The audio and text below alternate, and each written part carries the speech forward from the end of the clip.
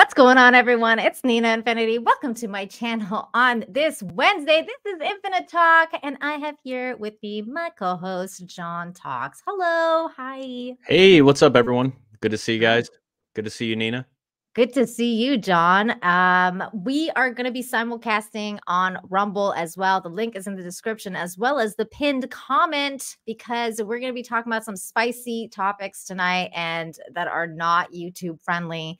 So at some point in the show, I'm going to be going to Rumble exclusive. So you want to make sure that you have that link handy so that it's there for you to click over there because Rumble's better. You can talk like adults would on Rumble.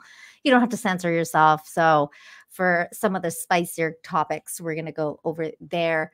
But we have lots to talk about that's YouTube friendly, so we can do that here. But John, what's going on with you? Anything new? I know your birthday was earlier this month, so happy birthday. Thank you. Sorry that I Appreciate didn't say it on the day, but That's all right. No worries. I gave you a happy early birthday. Well, no, I appreciate that. Yeah, you already got your birthday wishes out of the way, so thank you. Yeah. Yeah, now it's a late one, so happy birthday again. Thank you. How does it feel? You just don't think about it. Like, No. don't think about your age too long and just focus on the time you have, which is right now, today. And what can you do with today?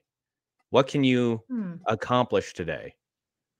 And that's how, that's at least one way to fight existential dread. That's one way to do it. But no, in all seriousness, yeah, I am being serious. Do that. It's maybe. very philosophical. Yeah, I mean, yeah. At a certain age, like I feel like that existential dread does come. Like for me, it came when I was 29. Because I was like I got the birthday blues bad that year. I was like so sad. I was like, not even 30. No, but it was because it was my last year of being in my 20s. So it came early, like the 30 blues came early. And then I was done with it by the time I was 30. So when I was 30, I had a lot of fun because I stopped being sad about it. I was like, well, it doesn't feel any different at all. Like you're just one day older. I know. Really. I built it up in my head like way more than it was because they tell you so many things when you're a woman, like when you're 30, it's over and like well, it's true though. Yeah, no, it's true. For women, it's a whole different story. So that's your life is over at 30. No, I'm kidding. I'm kidding. Well, you're already married. You're already, I know. I was already married then too. I was still like, my life's over. I'm gonna be ugly and old now. I think this is where kids come in. Like this is the whole purpose and point of having children is to like, so we're no longer focusing, on ourselves, and now our life is invested in somebody and something else. I mean, other than our spouse or whoever. Just an 100%. extension of ourselves. So we become less selfish. So yeah, it's probably a good thing. But it's so funny because like somebody just said like 50 is the new 30 or whatever. And I was watching because how like that there's that account like context humans out of context or whatever. Yeah, there was one video where it's a good account, like it's a pretty good Twitter account if you like just random silly videos. But this one was really funny. I'm trying to see if I can pull it up because I actually did retweet it and laugh at it. But there was like this one woman who was like she was like clearly like older and she was like fanning her. Oh, I saw that. Yeah. And I was like, she's at that point, she just don't care.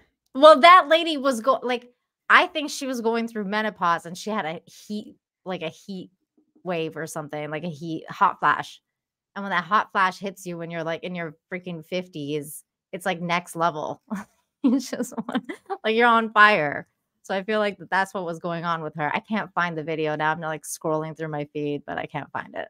Yeah, I'm so ignorant about women's stuff like that, like menopause and How dare you? Get educated. Even periods to some extent. It's because you don't have a wife. So It's true. Well, once you I never had sisters either. once you And have like a female in your life that you're gonna grow old with, you're gonna want to know all about that because then you'll have to deal with that and you can kind of navigate those prepare for waters. the cycle. Yeah. I mean, Yeah. having girlfriends, of course, there's a certain, you learn, you definitely learn a lot more, but, I um, feel like I yeah, don't know enough. I feel like I don't know enough, and I'm like that's a crazy. woman, you know? So I feel like I feel like at some point I'll have to like educate myself like big time on what's gonna happen to my body, like go and like read all the medical terms and jargon and then you know what I'm saying? But it's just Yeah. it's one of those things where you don't really think about it. You're like, oh, okay, I'll deal with that later. I'm sure at some point, Yeah. Way in it'll the happen distant to me. future. Yeah. Yeah, exactly. Yeah. Let's see if I even get there, like, you never know how long life is gonna Right. last. Right. Let's see if Like we don't have a nuclear war or a nuclear holocaust. Again, I mean, yeah. just all the more reason to, I mean, the just, aliens are here now. Maybe the aliens will do something about this menopause situation and I don't have to deal with it anymore. I don't know. Like, yeah. life is ever changing. You don't know. It is. It is. You never know if you're gonna get another pandemic. You know what? You know what's like on the topic of getting older and menopause and stuff like that? I still feel like we need term limits because Yes. what the Yes. hell is going on over Did the here? founding fathers, I'll have to educate myself on this, but this should have been written into the the articles, that started everything in terms of term limits for Congress members, Yeah, because there's term limits for senators. Why is there not term limits for congressmen or congresswomen? Why? I don't Can know. That's a somebody tell really me good that? question. That's a really good question, and I think it should be for literally everyone across the board when it comes to like politics should have term limits. It doesn't matter if you're a congressperson, senator, mayor, whatever. Like just when you're old, like old enough to not be able to make sentences anymore, I feel like Joe Biden. let's call it in. Yeah. Throw in the towel, man. Well, Throw in the towel. 77, I don't know. Was this something we were going to talk about? But did you see the new poll about Joe Biden? No. What was the new poll? 77% of Americans believe he's too old to be president. 69% of Democrats think he's too old. I You don't mean, say. which obviously it shouldn't be a shocker or a surprise, but I guarantee that if you did that poll at the beginning, before, when people didn't know anything about Joe Biden, they never watched any of his speeches or anything. He wasn't Trump, so we're going to vote for him. Well, I I think it's guarantee the also now percentage is a lot different.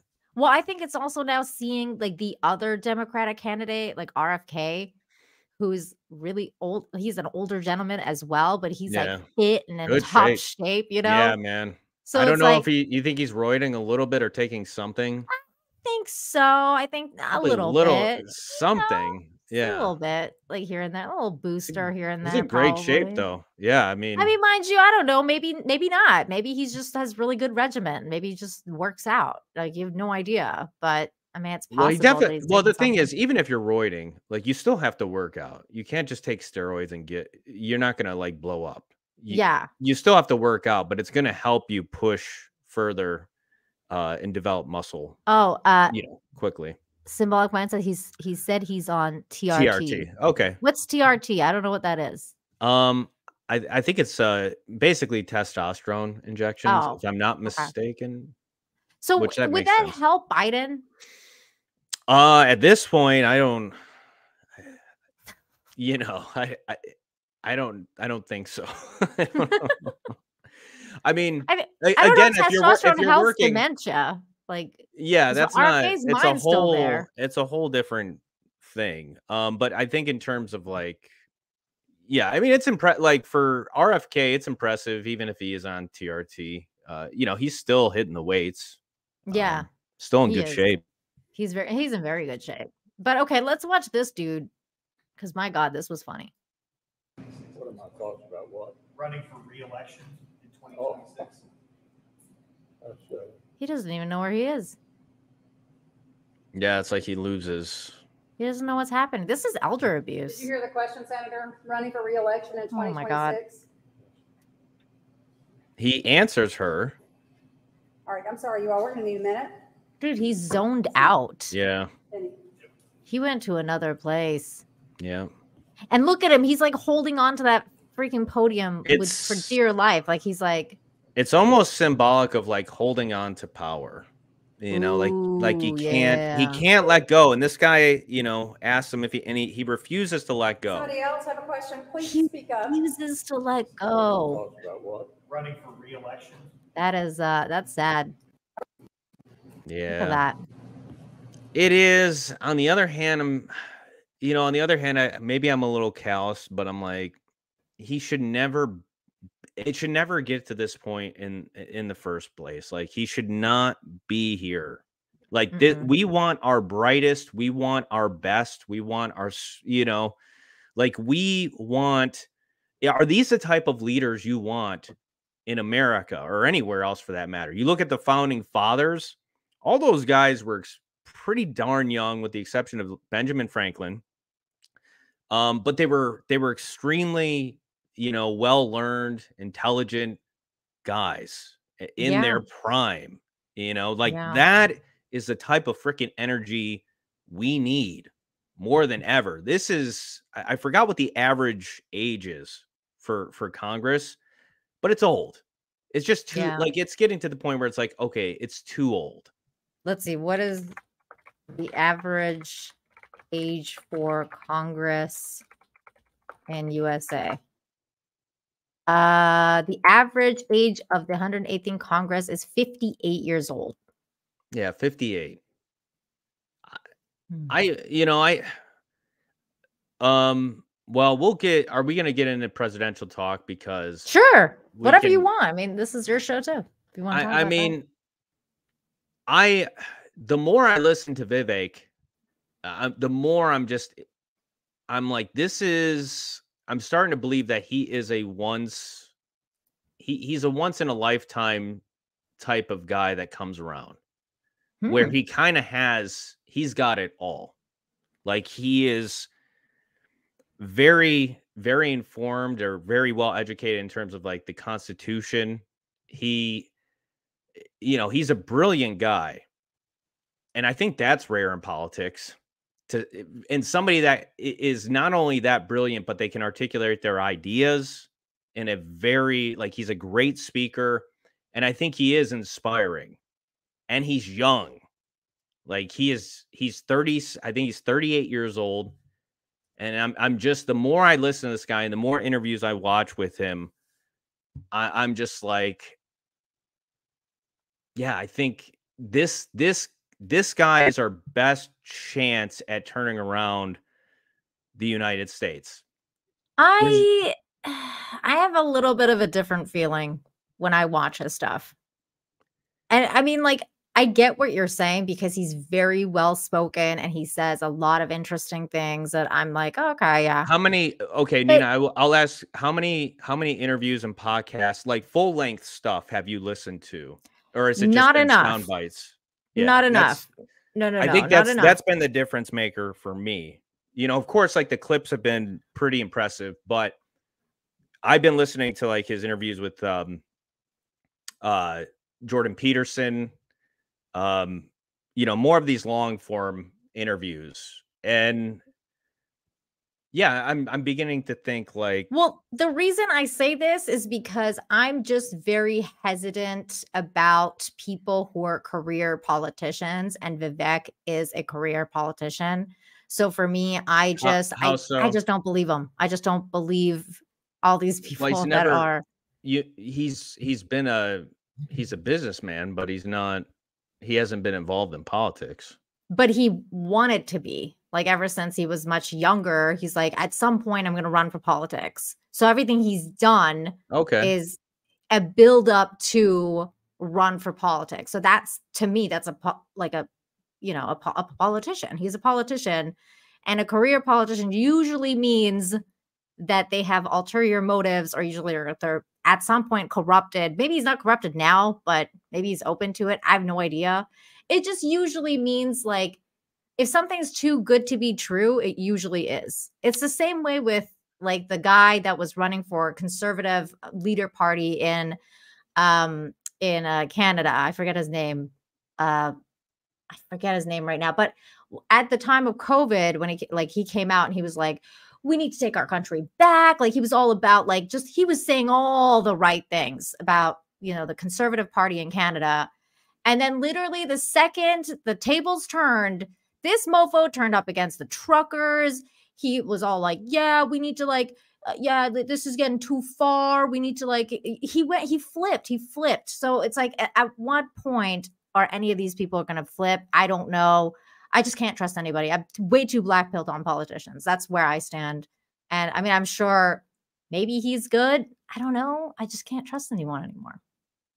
Well, have you looked at, you know, his policies and the things that he, you know, at least he states to believe? No, pure. Yes. Okay. Yes. And that's why I'm like, he's very interesting. Don't get me wrong. And I didn't even mind his rapping, like, because everybody was shitting on him when he was rapping Eminem.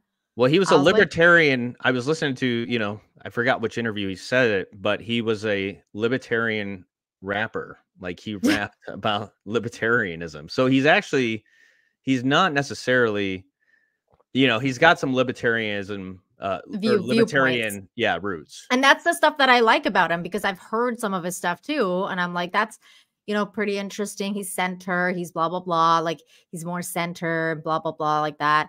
But a lot of the stuff that I've heard, it just almost sounds like too good to be true. Let me get these super chats real quick. Russell Hall for $5 says, it's not that they're too old. They say they have too many skeletons in their closets and they're worried about them coming to light. That's why they're zoned out. I mean, I think that like you have a point, Russell. By the way, what the F about your icon? My God, poor Zia. Why'd you have to put a mustache on her face? Anyways, I just think that it's more about like, I mean, no, this dude's actually old, dude. Like this dude is actually like Mitch McConnell couldn't make a freaking sentence. Like it wasn't about him having skeletons. Like maybe he has skeletons. Yes, not maybe, definitely, probably has skeletons in his closet. But at like some point mentally, they're not there anymore. They're just not there. Like they cannot. 81 years of age. Yeah, they just can't function. Like I think it's a little bit above this. And then DL, thank you for the $1.99. Says Nina, are you saying that that the lady had a hot hoo-ha? I don't know what you're talking about. But thank you. The woman with who was having not hot flashes, but going through menopause. Yeah. Yes, she did. She was like fanning it. It was really funny. And then Russell again for 2 says Vivek supports TPP. That's his agenda. Wait, what's TPP now? TPP. I'm not sure. I feel like it's probably pretty obvious. Probably. Yeah, let us know. Trans-Pacific partnerships. Okay. What does that mean? Trans-Pacific Partnership or Trans-Partnership Agreement was a highly contested proposed trade agreement. 12 Pacific Rim economies, Australia, Brunei, Canada, Chile. Oh, okay. So it's like the North American trade agreement, but another version of it. The Trans-Pacific Partnership. Okay. So it was signed on February 2016, but not ratified. Being opposed by many Democrats and Republicans, including majority of presidential nominees Donald Trump and Hillary Clinton. After taking office, and newly elected President Trump formally withdrew the United States from TPP. What did it do? What did it do? What is the point of it? Began as an expansion of the Trans-Pacific Strategic Economic Partnership Agreement between these countries. And then I guess this is some sort of trade agreement. I don't know why people hate it. I'm not sure. Maybe you can enlighten us, Russell. I have no idea. But okay, so he likes that. And therefore you don't like him, Russell, because he supports that? Godzilla says TPP would destroy Mexico. Well, I don't like that. I like Mexico. I live here. Yeah, I Yeah. mean, realistically, of course, more than likely Trump will be he's going to be the nominee for the GOP. Well, I But mean, Vivek might be vice president, though. I it's mean, a this is pretty very interesting. yeah, no, the fact that Trump actually said that he's open to it, I think Trump doesn't want anything to do with, Vivek on the debate stage if he actually does. Like, he doesn't want to go head to head with him at all. Well, So it sounds a lot more interesting than because he was so adamant about like disagreeing with Ron DeSantis, like Ron DeSanctimonious. yeah, So it was immediately like a fuck no. Whereas in with this, like that's interesting to me that he's like, oh yeah, this guy, that sounds interesting. Russell Hall for $5 says the TPP gave corporations the right to sue any nation they accuse of harming their bottom line in a tribunal court they would oversee. Wow, that's interesting. yeah, this is definitely outside of my circle of I had no competence. idea about Yeah. this. But see, this is the kind of stuff I'm talking about. Like politicians, like you never know what they're really aligned with. Like you'll be like, "Oh, I really like this guy. This guy says so many good things." And then all of a sudden it's like, "Oh, I believe in this, this and this." Then like the next day and you'll be like, "Oh my god, he believes in like jabbing little kids or like doing this or doing that." And you're like, "Oh, it's not what I signed up for, bro." Yeah.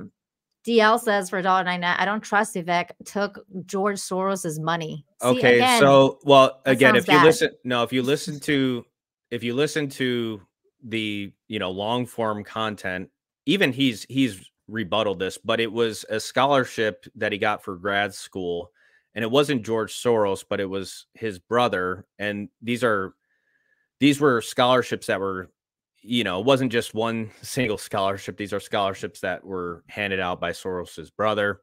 Mhm. There wasn't anything, tied to it. He just qualified for it because he, performed that well in school, or in college. So it wasn't like, direct funding from George Soros. It was a scholarship, and it was his brother. So I want to say stuff, but I can't because it's YouTube. Shit. We should have talked about this on Rumble. well, Because okay, whatever. Let me see if I can say it Yeah. the way that is YouTube friendly. But basically, if you follow me along, chat, I don't understand how you Americans even think that there's some sort of viable potential future where Trump is president again, because it doesn't matter who casts the vote. It matters who counts the votes. And you guys have had so much drama with this bullshit that I just don't understand how people think that there's going to be an actual valid situation where you get a Republican president again. I don't know. The only way, the thing of it is like, if we wind up going into another situation like we did last election, and I'm being as generic as possible, and we had mail-in voting, then yeah, that's going to be a problem. That's why Vivek says, he's like, we need to win in a landslide. Like, it needs to be a very decisive thing, where there's overwhelming support from, basically your middle, and you're polling Democrats with, his idea is like, you need a Reagan landslide. And I think See, I thought Donald Trump had that, but no. You know what? Let's talk about this. Donald Trump did not have a freaking Reagan landslide. Yeah, but Biden didn't have 80 million votes, so I can't. I mean, I'm not going to say that he did either. But one thing I know for sure is Trump did not have the landslide that he believes he had. I mean, if we're going to say a Reagan landslide, like a Reagan landslide is 80% of the country. Do you know that, Nina? I don't know, man. I don't know. 80% of the country. I think it was close. I think it was pretty freaking close, people, man. They fudge all that shit. No, there's no way that Trump had a Reagan landslide. He may have had a slight landslide, but we're talking about a Reagan landslide is 80% Okay, of listen. the country. You could tell Trump by the way he is a polarizing, divisive figure. When you talk to people on the street, when you get outside of your echo chamber, you begin to understand that. Most people don't. Most people are stuck in there. If you think that Trump had a Reagan landslide, you are in your echo chamber. Well, I'm not gonna confirm nor deny what you're saying. I'm just gonna say we need to move on. If anybody is familiar with a Reagan landslide, I understand that a lot of, there's people that aren't familiar with even Ronald Reagan and just how incredibly decisive his victory was. It was. But you know what? Let's talk about this on Rumble. I'm serious because I was just told by my producer, stop. So I'm stopping. Let's talk about something else. Let's talk about this other kid. I mean, it's in the same vein because we all think that there's definitely a problem going on in this society that we're living in. There's a lot of discrepancies, and even kids are being taught really weird situations in schools. So there's a kid that went viral just a couple of days ago, and I thought this was very evident of what is going on in the school system in America, and what kids are being taught about history, what teachers know about history, what is going on is actually kind of crazy. But real quick, let me get the super chat. Skip Cole, thank you for the 10. Says, who counts the vote? Super good point. The deep state and IC won't give up. By the way, read Vivek's book, The Nation of Victims. He's legit. Okay. See, there you go. He has a book. Everybody check it out if you are interested. Have you read it, John? Oh, did he BRB? I'm going to ask him when he comes back. Yes, this is the kid, the don't tread on me kid. I'm going to put the Vivek topic for later because I want to come back to that. We'll circle back to that one. We'll circle back to that one on Rumble. What is this? Sometimes I open links and I have no idea what I've opened. Where is that kid? So I did oh, you did get the book? Yeah, Skip, I bought the book. Did you read it? No, I literally got it today. Oh, you got it today. Okay. Yeah. Well, that's good. So that's something that you're going to have to tell me about when you read it. And maybe you'll think the same thing as Skip Cole here. Skip Cole thinks he's legit. I think he is. I mean, about as legit as you're going to get. I don't, who knows? Yeah. Who knows, like, who can really tell what are the deep motives of anybody? But that's why you're trying to listen, discern, and see what's there. I mean, again, there was a really good interview that he did on The Breakfast Club. Where on The Breakfast Club? Yeah. What? Oh, with Charlemagne and. Oh, okay. This woman was just, I mean, she was probably like the worst interviewer ever. I mean, she was terrible. Okay. And she was just horrible to Vivek. And he was just, he handled it like a pro. Mm-hmm. And everybody in the comments, like was just trashing this woman because it was so bad. Mm-hmm. But those are the kind of moments where it's like, you're just trying to see like, okay, what's really there? How does somebody react to that? I forgot the main point that I wanted to really bring out of that, but he is, that's the thing where it's like, yeah, he speaks to you. Again, I think out of everybody there, when it comes to Trump, it's like Trump does a whole lot of talking about himself, and it's getting to a point where it's getting a little old. It's always been that way though about Trump. Yeah, but it's just like you need. That's why everybody calls him a narcissist. You need to start telling people what you're going to, what your plan is and what you're actually going to do for them. What exactly is your plan? Like, Vivek has an outlined idea in terms of how he wants to tear down bureaucracy, how he really, he wants to drain the swamp, but he's got an idea of exactly how he wants to go about it. That's where it's like, I feel like Trump is just like, he's like a sketch. Like, if you want to compare Trump and Vivek, Trump is just like a rough draft and a sketch.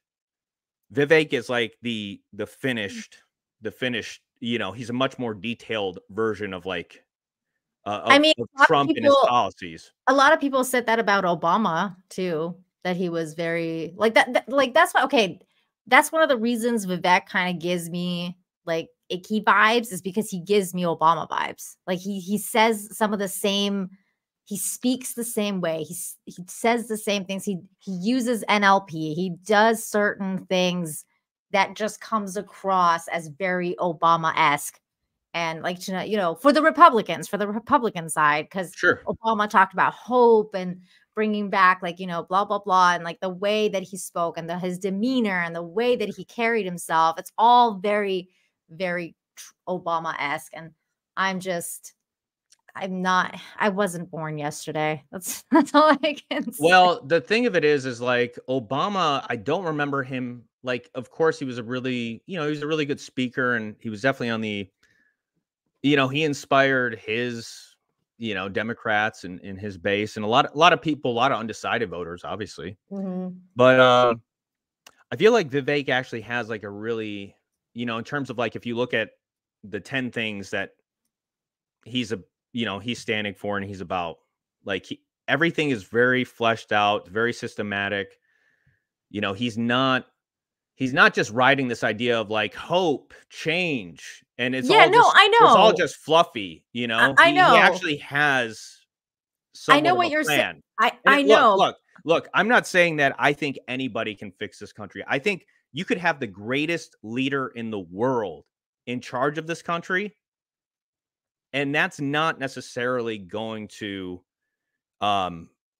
fix our decline, because I think our decline is at it is at a fundamental level with the family. Like, it is at that base fundamental level where people, unless they realize the American ideal that you have to put in the work and the effort yourself, no politician is going to save you.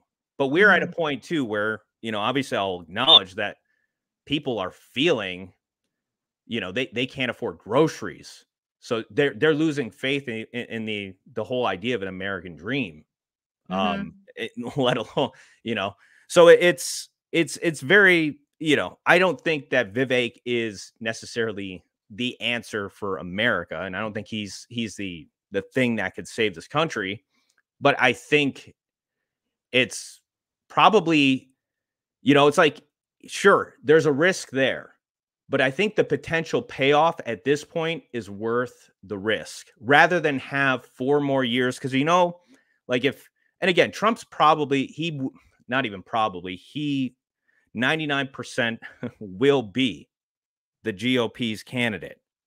But if we get 4 more years of Trump, it will be still 4 more years of pretty much the same thing we've had before. Like the 4 years he was president.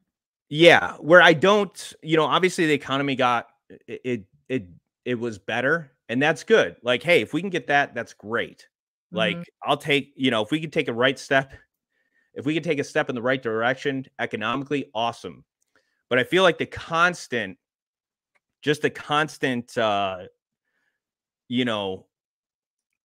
almost warring and conflict that he brought to the table too. In some ways, that's going to go on. That's going to go on. Whether Vivek is involved or not, that's going to go on because they hate him. True. But I think that, and he was Trump was a firebrand, and I think Vivek will be a firebrand too. He's going to he'll be a lightning rod as well. But he's not necessarily going to be on Twitter every day tweeting controversial and just like absurd I hope they do. I mean, at least it'll be self-serving shit, you know? I hope that it'll be at least it'll be entertaining. But you know what though? Speaking on Vivek, like before we carry on to that kid, which I will go into in a second, whether you like him or hate him, this was fucking beta. Like beta. Okay, what the hell is going on with Eminem? Because Eminem in 2020 would be making a diss track on himself and dissing himself based on the fact that he sent Vivek a freaking cease and desist, which by the way, in the legal world means shit all. Okay. Like I've hung out with Nick Rekieta enough to know that a cease and desist means shit. Nobody cares. Doesn't mean anything. It's like you can basically throw it out. It just means somebody's not happy with you and you could possibly get a lawsuit, but most of the time you won't. But the cease and desist is not an actual lawsuit or anything like that.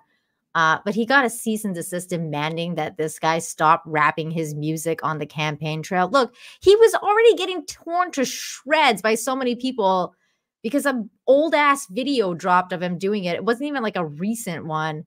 It was like some video of him like rapping Eminem's thing in like some college like a while ago. Well, no, it was at the Iowa State Fair. Was it recent or was it like when he like it was a few years ago? Are you talking about Vivek? Yeah, Vivek's. No, that was at the Iowa State Fair, like this year. Okay, so that was recent. Probably like less than a month ago. Oh, okay. Because there was a video that I saw of him doing it because this guy's been rapping for a while. So the one I saw of him doing it was like a few years ago at some college. He did the same thing and nobody cared. Like he was just rapping Eminem. Yeah. Okay. And nobody cared about that. Like, because it's just, you know, at the time, nobody cares. But or now, because he's in the spotlight, people care now. So now Eminem wants to send him a cease and desist, which is so ridiculous. Like, what are you doing, Eminem? But that's another guy that like is carrying around this endless disease called Trump derangement syndrome. Yeah. You know, I don't think there's a cure for TDS. I really don't. And I think like if Trump does become president again, people are gonna lose their minds. Their heads are gonna literally like their heads are gonna explode. Did you watch The Boys on Amazon at all? No. Like there's scenes in the show where people's heads just explode. Just randomly. They just explode. Yeah. And that's what's gonna happen. Yeah. Yeah. I mean, they already kind of exploded like several times during the entire presidency, during like the 4 years previous, you know, when Trump was president. See, that'll be the fun and entertain. Like that's the thing. Like Trump by far is the most entertaining politician of all time. Of all time. I don't even know. Like, can you even like if you think about throughout history? I mean, maybe Clinton, the dress, like I did not have sexual relations with that woman. Like, you know, like that. Maybe that was There's funny. There's just so much more material though with Trump. I mean, that's it's not true. Yeah, like Well, I mean, like, but Bill too at the time, like playing the saxophone. I mean, that guy, he was funny. He had his moments, but like Trump was just always out there. Whether it's like the tweets when he's talking. Like that Tucker interview. Like, that was good. Listening, I mean, it's entertaining, but there's nothing really. I don't want to say there's nothing really edifying about it, but there's very little there. Yeah. It's just Trump trashing Biden and other people. Yeah, and the way he talks is, it's just funny. I mean, he is entertaining. I love the way he talks. I told him this wasn't a good idea. This is all wrong. So wrong. I told him it's not how you do things. The way he talks. He's just so funny. He's a funny guy. I do miss him. Real quick, Russell Hall for 2 says, read Mein Kampf. It's a powerful book. Did you write it? I'm joking, Russell. I know. For $2, again, just imagine John Vivek for president, naked and oiled. I don't think John's into that. I don't think he's into it the way you are, Russell. Okay. Wow. Well, I wasn't sure what he meant by that, but he means you gay. Well, he's got news for you. well, I don't know. that's, I mean, again, it's just like the difference between,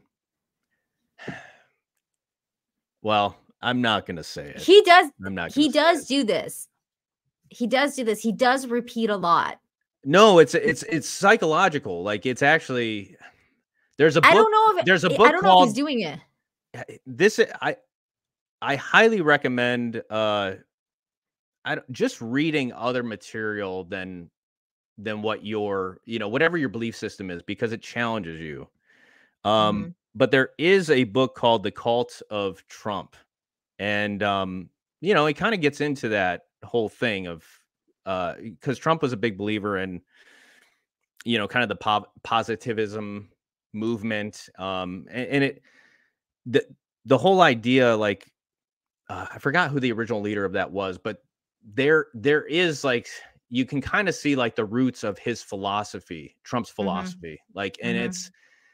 it's not necessarily particularly deep, but it's just like you can see it, and definitely the whole idea of repetition is it is a way to get into people's heads, whether he's doing that intentionally. I think um see, I think it's a column A, column B thing too, though, yeah, with Trump, because Trump is also getting up there in age. And I mean, I do that sometimes. Like, I'll repeat my point when I've made a point and then I forget that I've made the point and then I'll do it.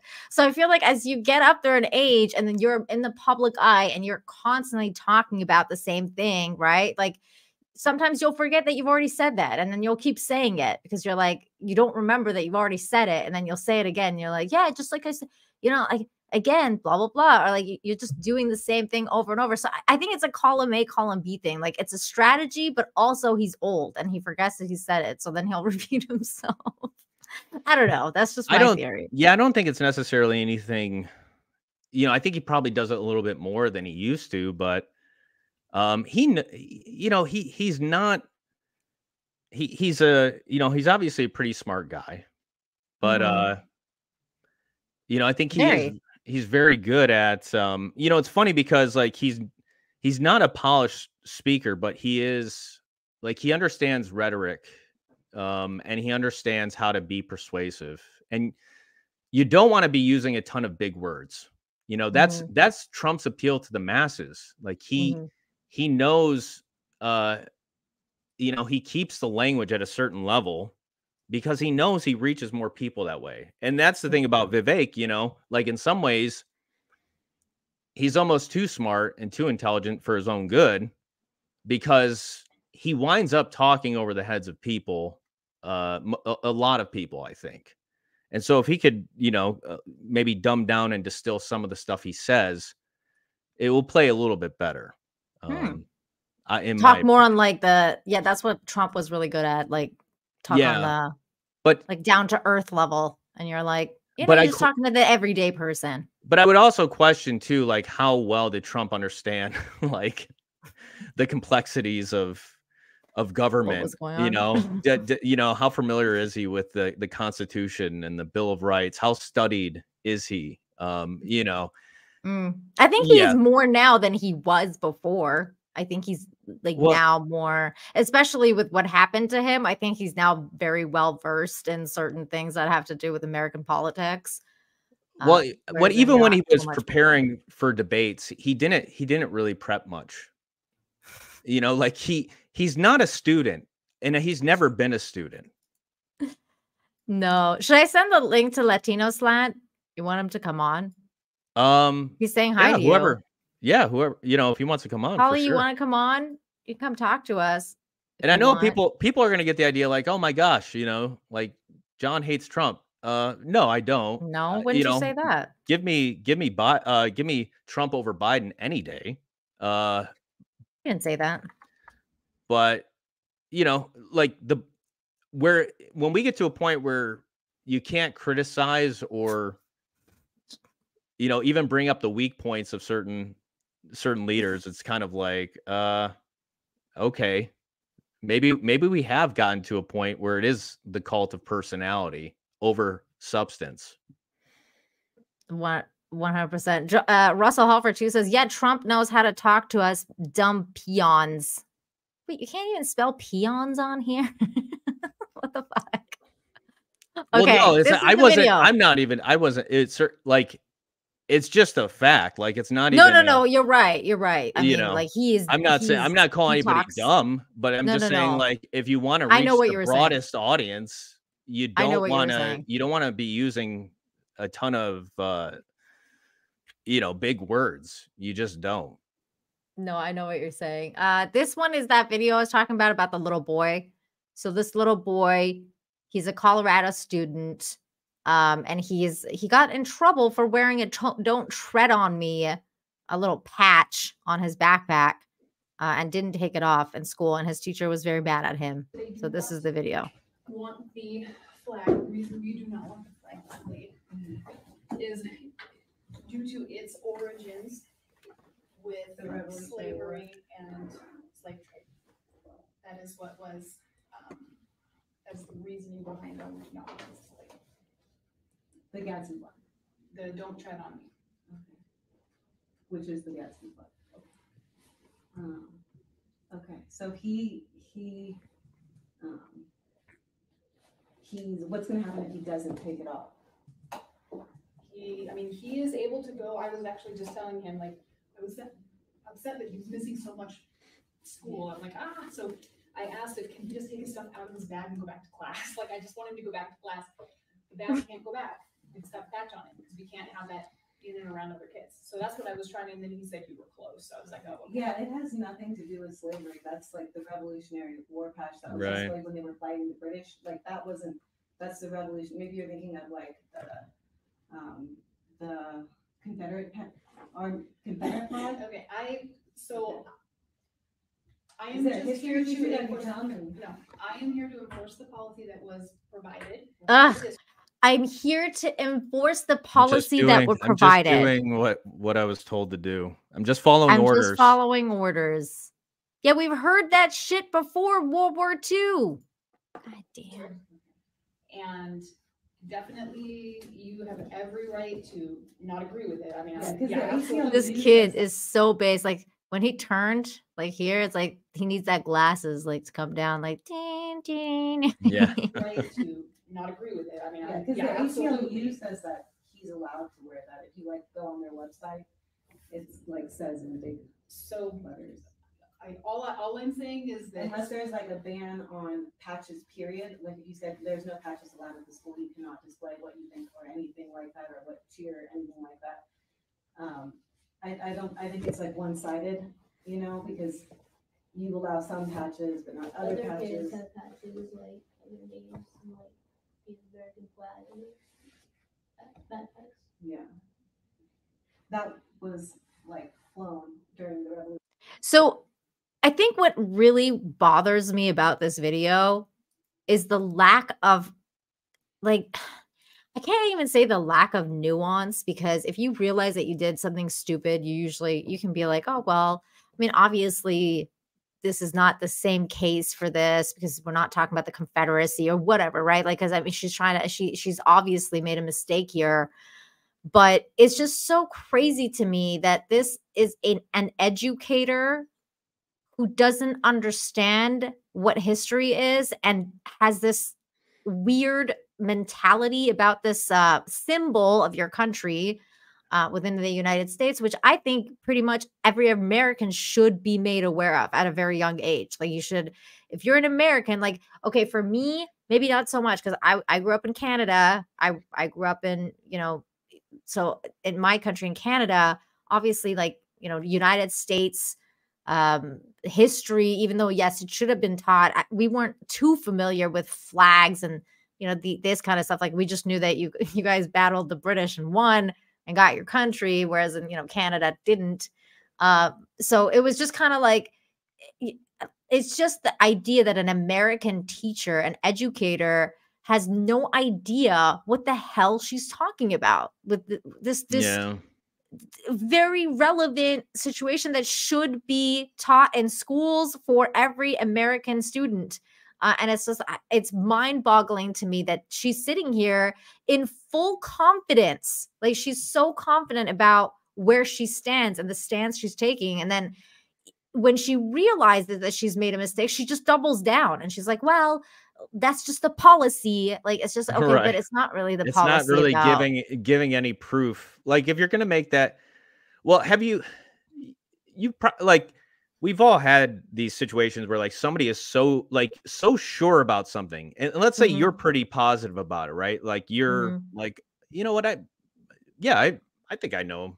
I think I know something about that. And I think I'm, fairly well versed. And then somebody comes in and they're like so confident. They're just so like brazen that contrary to your point or contrary to whatever the subject is, in this case, the Gadsden flag. And it almost makes you wonder, like, well, wait a minute, I have to, let me double check on this because maybe I'm not as well versed on this topic as I thought. Yeah. And then you go and look and you're like, well, what the? Yeah, no, I was right. But it's only because somebody displays like that type of level of confidence and conviction that you even question whether or not, like, wait a minute, is the Gadsden flag? Is there any ties to slavery whatsoever? Because like, where the hell did that come from? Yeah, It's like, totally. what the hell? Like, is there some little footnote in some, Wikipedia article where that somehow ties this to slavery? And it's like, what? Where did she get this from? Like, Yeah. where the fuck did she pull this out of? I have no idea. But speaking of nothing, because you didn't say anything good. You said something really bad. But let's not make it okay. How do I even never mind. Just hi, Polly. That was the worst transition of all time. That's what I said. That was awesome. Polly. That was awesome. I couldn't even do that. What's up, Polly? How you doing, Polly? Man, I am a happy nerd right now seeing you two guys being on the stream with Nina and John. I mean, Polly, guys... I'm actually really happy you're here because I want to talk to you about the absolute most insanely racist, woke, insane, garbage Mexican propaganda movie that I've ever seen. Oh no! And I want you to tell me if you've seen this movie and don't. How much it hurt you, because it hurt me deep. Like I was watching this movie and it actually hurt my heart. I was like, this is just fucked. It's called Half Brothers on Netflix. Have you seen it? Oh, I thought you were gonna say Blue Beetle. I thought she was gonna say Blue Beetle. No. So much. I don't want to talk about it right now. I don't want to talk about it. No. I'm serious. This movie was garbage. Have you seen this movie? What's it called?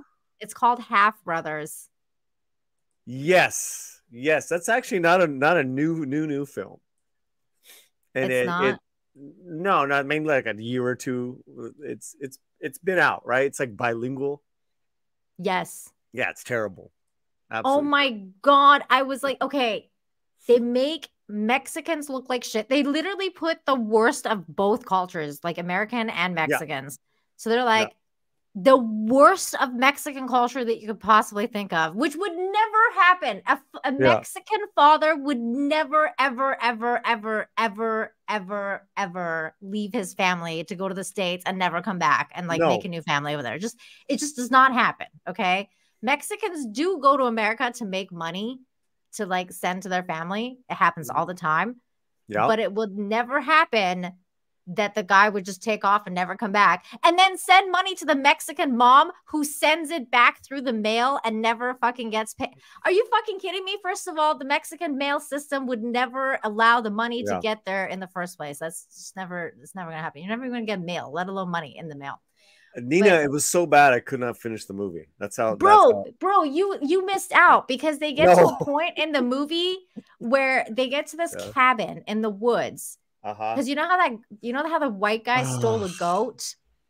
They're like, there's these Republican dudes that tie the goat down and torture the goat because they're like, we're Americans, we're gonna torture this goat. This seems like a very thought-provoking film. You know, it was like It was the most. I'm sorry, chat. It was the most fucked up movie I've ever seen. It's like 37% crazy. Rotten Tomatoes. You know, it was every cliche, horribly written. I mean, Garbage. it was garbage. I mean, absolutely garbage. And you know me, I like Yes. I There's like good, there's anything. good garbage and there's bad garbage. No, this is like, Shang-Chi's my jam, you know. dude, like I would watch the fucking Marvels over this 10 times my over. Are you gosh. kidding? This Damn. I would watch That's strong. TLJ over Oh, this. hey, like really The fast. Last Jedi. Really fast. I was on the phone with Chris Gore. He gives his love to both of you guys. He says you're both Chris. awesome. Loves you guys to death. Appreciate that. Yeah. Tell Chris I said hi. But Love you, Chris. I love you two guys. I'm telling you, you guys were my Aw. first a couple of years ago. It's coming on. Can't believe it's like 3 years ago. It's crazy. Has it John been was that my long? first too. That's Yeah. weird to say. God damn. I know. Wow. It's, there's a lot of things. Yeah, there's a lot of things we could say to that, but we won't. a lot of things are just popping in my head. I know. There's a lot of phrasings going on over here. Okay, this is the movie I'm talking about. Yeah. Guys, it's called Half Brothers. So this Mexican dude figures out that his Mexican daddy that left them when he was younger to go to America had like a second family and had this. And this is the goat that I'm talking about. And at some point in the movie, these Republican dudes come and steal the goat and torture it. And I'm just telling you, man, it's the most fucked up shit I've ever seen. Well, I was like, and you just saw it right now, or what? I saw it like 2 days ago, and it was like a train wreck that I couldn't turn away from. And then I was like, I think I'm starting to root for the studios after I saw this, because I was like, I don't know how the hell? I mean, I don't know who's worse, like the people who wrote it or the people that bought it, because it's like, okay, Netflix bought this garbage. Well, it's distributed by Focus Features, which is like just trash. I mean, like, listen, you know, part of me is like, cool, you got a road movie done, you know, independently. I don't know what, but you know, some things are just not meant to be seen by eye. And this clearly was not, you know, No. but clearly was like a diversity buy. I mean, I'm not afraid to say stuff like it's just like, I mean, it means a lot to me, Polly. It means a lot to me that you're trashing this movie, because I was like, I swear to God, if Polly says this movie was his favorite movie he's ever seen, I'm gonna kill Oh, myself. come on. What are the odds of that? Which movie are you guys talking about? It's not Blue Beetle, Ian K. Pinche cabrón. I hate that movie. I really do.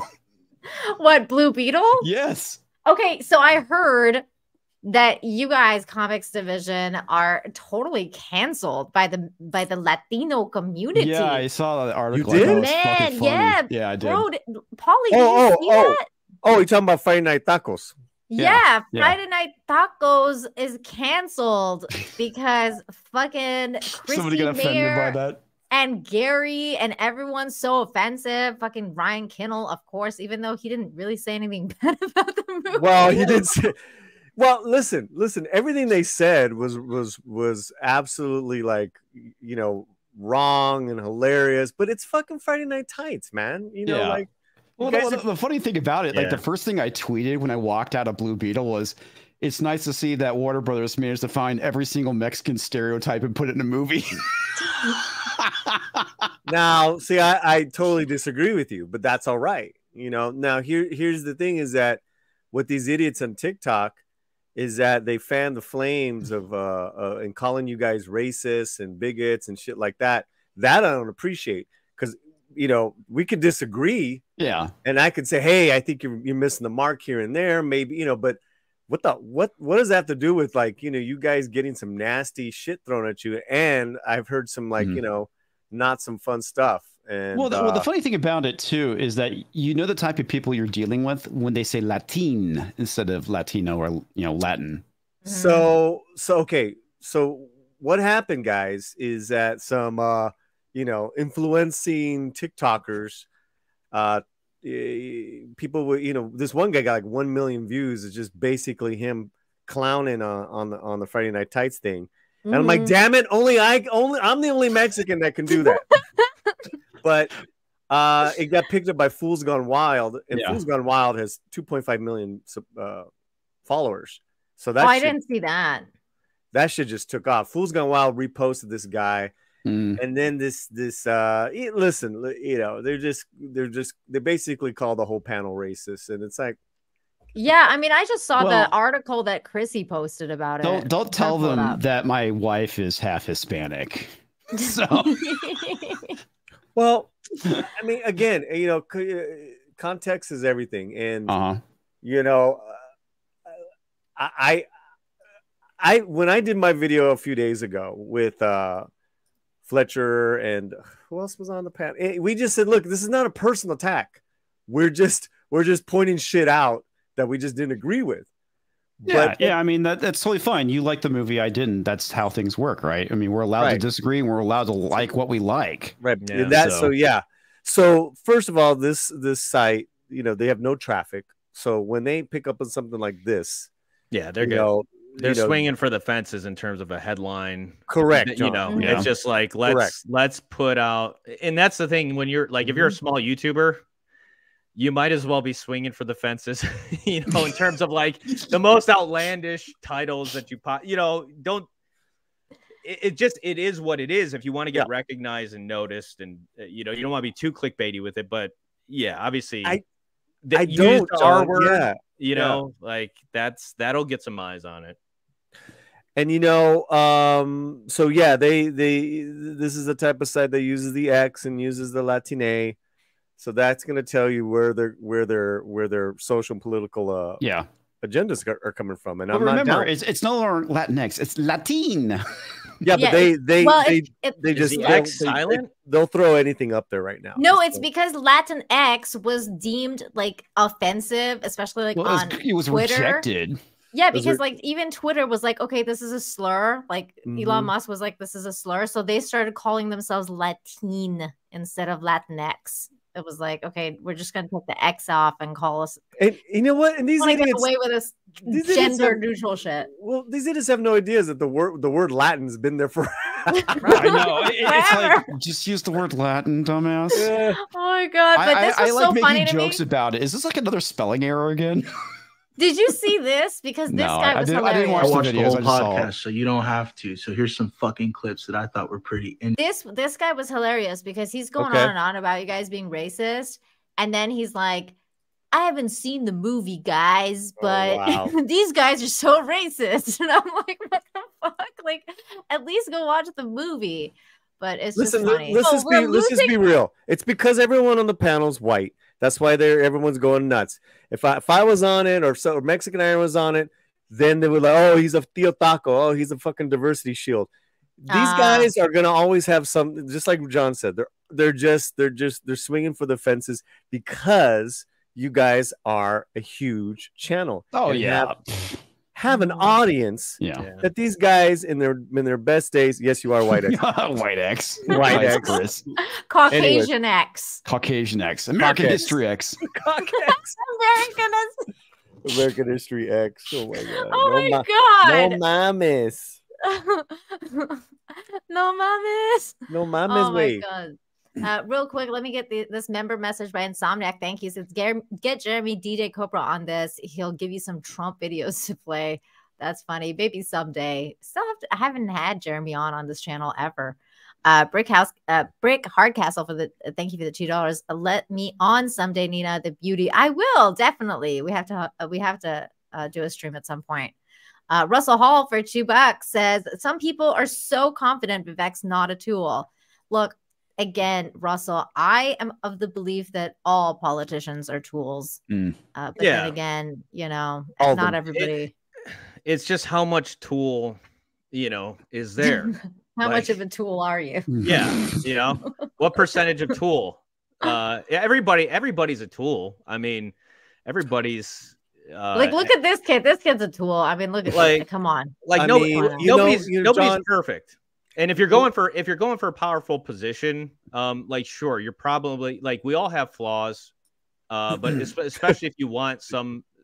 But there are people I think that genuinely they want to see change, They want to see, they believe that they can affect things in a good direction for a lot of people. They're not perfect. Is Vivek that guy? Who knows? Who knows? I'm not saying that I'm super confident that there's no, there's no ulterior motives. I will say, okay, so this was it. This is what I was going to say about that Breakfast Club interview. He admitted that he did, he went to hospitals as part of, as part of like probably what he had to do for, he was like in the National Honor Society or whatever. It's like volunteer work to maybe get a scholarship or to get into, certain colleges or whatever. And it was a requirement. And he basically admitted to the host, like, yeah, I did that. It wasn't out of the goodness of my heart, but I did that for, to get into college. Like he actually admitted that, that he was, that it wasn't some altruistic thing, but, it was a self-serving thing.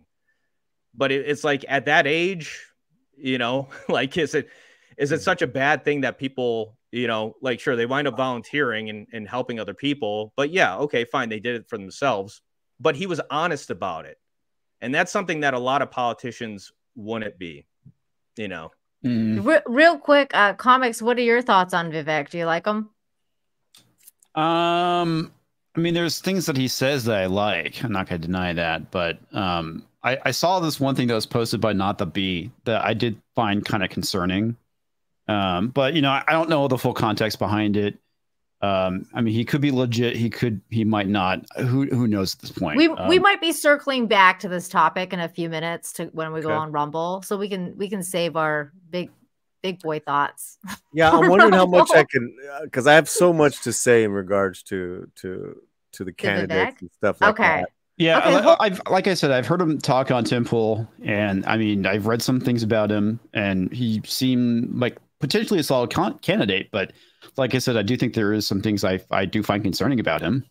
Okay, well, let's talk about that. Please remember those things. And, when we come, we're going to circle back to this topic in just a little bit. But I wanted to finish up this one right here because this is a funny tweet. That Nerdrotic Blue Beetle review pissed me off. I don't know what the like that YouTube lady was being such a pick-me. That's Chrissy. Yeah. What do y'all people think don't realize she's a comedian too, probably. Yeah. What do y'all know about Black and brown experiences? Nothing. So shut the fuck up. You didn't review the movie. You just didn't like how the movie depicted white people. Go fuck yourselves.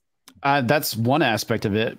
For me, I thought the movie was nothing new. I didn't like anything about it. It's like my review is basically, I've seen all this before, and it was done by better movies. Paul, you hate this conversation, don't you? Do you No. Beetle? Oh, comics? Nah. I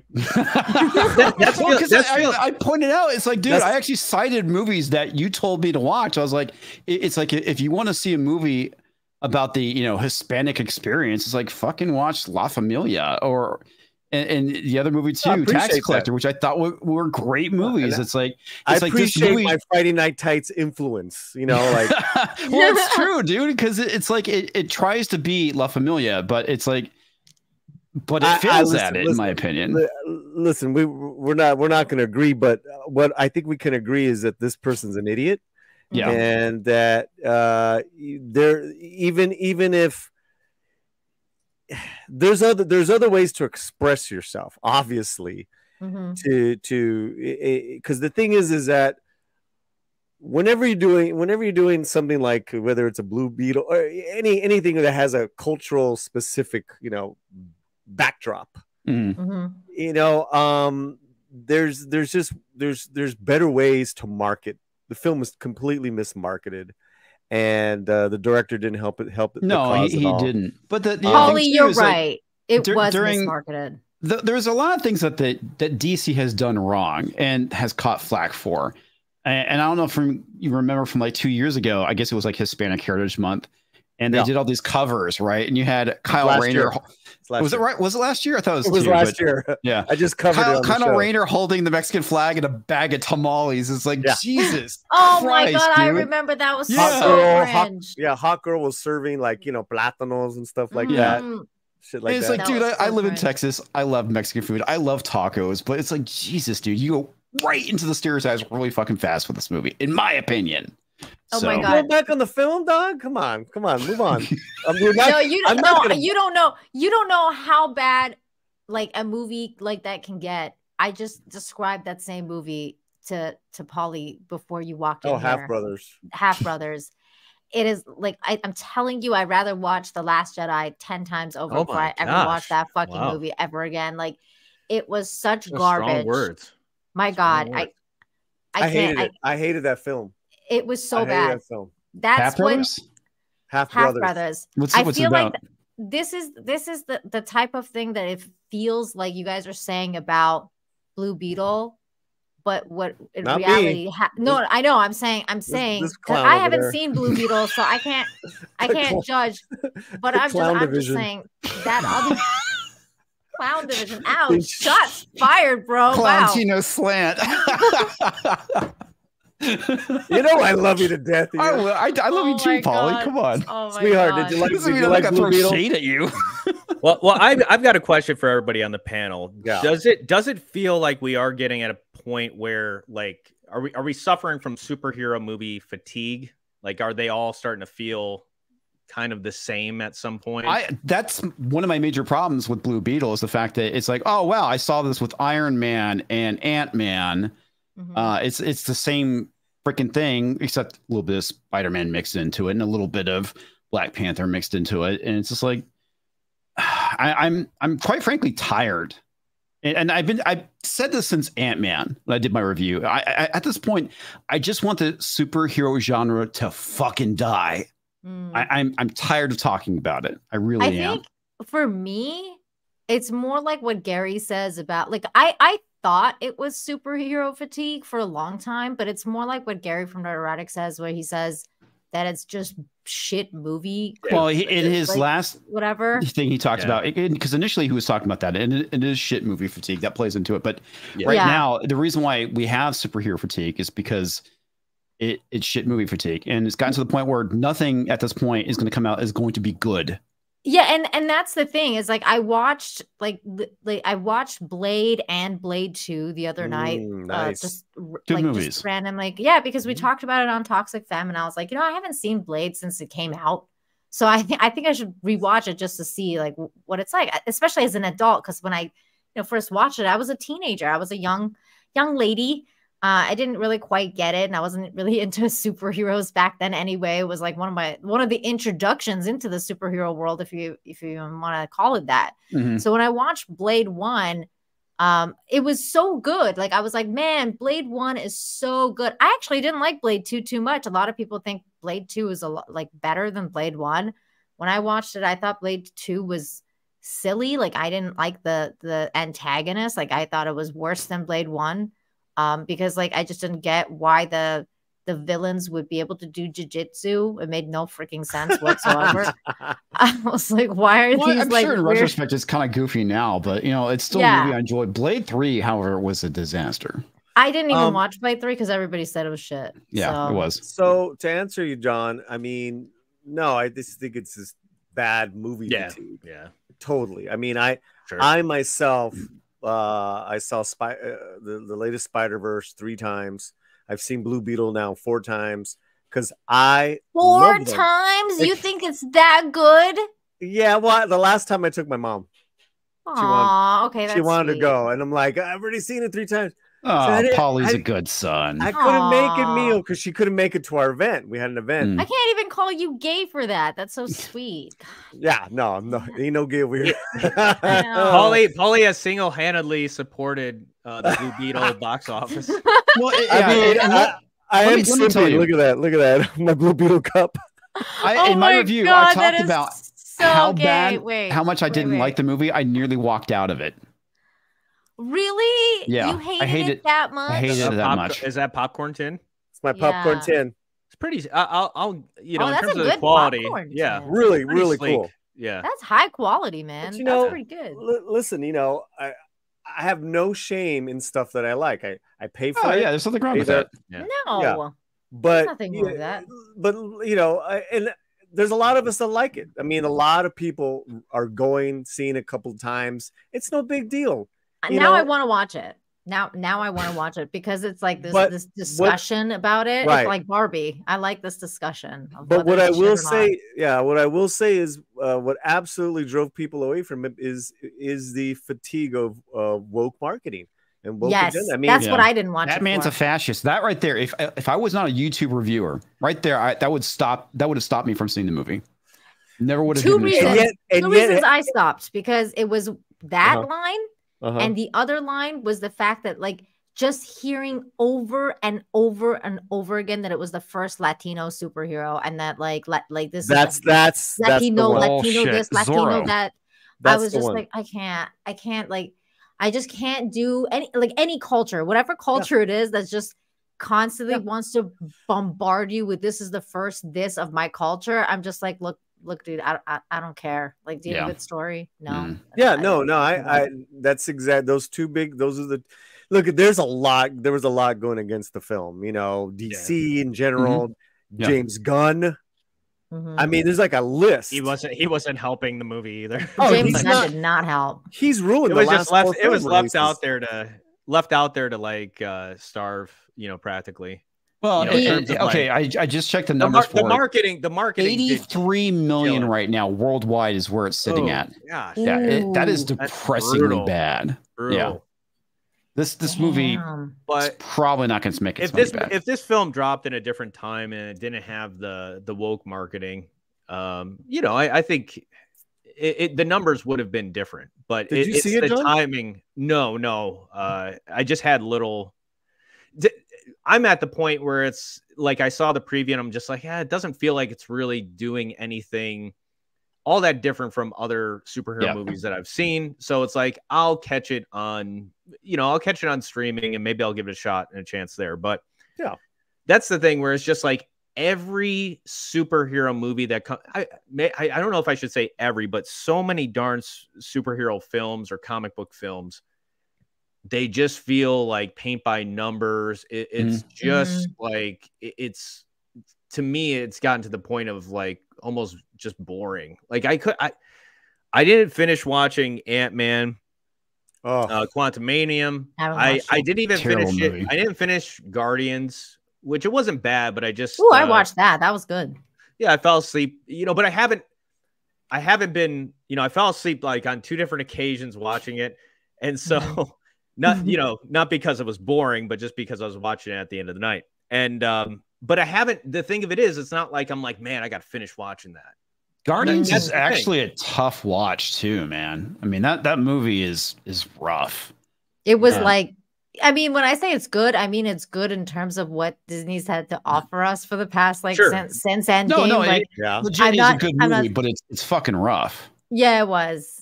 It was like it's not like you can't even put it on the same playing field, in my opinion, as Guardians 1, because Guardians 1 was just so good, like top notch movie, and then Guardians 3 is like, it was okay. Like it was at the end of the day, 20 minutes of it. I was waiting for another film to start, and I was like, oh, I got 20 minutes, so I watched it. Now, speaking of Disney, there was a video that was shared with me today that I absolutely freaking loved. And I was like, this is a high quality video. This dude only has like 29,000 subs, and I cannot believe that he got David Attenborough to narrate the video. Wow. It's ridiculously ridiculously right? good. No, this is a freaking amazing video. He must have used AI, right? I don't think so. There's no I think it's freaking him. way he got David at. Oh no, it's AI parody. Yeah, there's absolutely no way. You know how much that he's not gonna do a video that's anti like Disney. It's AI parody. Is David Attenborough? It's hilarious. Okay, It's funny. I was gonna say, is Listen he to still this. alive? I think so. Yes. You're thinking of Richard Attenborough. Okay. Yep. I think so. This is his younger brother. Yeah, he is alive, but he's like 97 years old. Wow. Okay. Yeah, so he's pushing it. But this is good. The This is good stuff. aggressive, disease spreading, viciously of all the aggressive, disease spreading, viciously territorial and habitat ruining species in California. It is perhaps surprising that the most destructive specimen of this region would be a seemingly humble mouse. An outwardly unremarkable creature, this single mouse, named Mickey, will rise over a relatively short time to become the dominant mammal, subverting the usual hierarchies and laws of nature and devouring almost the entirety of its environment. This Mickey AI stuff is latches freaky, its man. little yellow teeth onto Lucasfilm, Sounds good. thrashes it about in its jaws, then drags it into its burrow and gnaws at it whilst it strains in its death throes. Within a few years, fat and corpulent, Mickey excretes Star Wars films that are soulless commercial products. That's great. The second installment of this trilogy will, somewhat ironically, be directed by the human being most closely resembling a rodent. in Ryan's. Wow.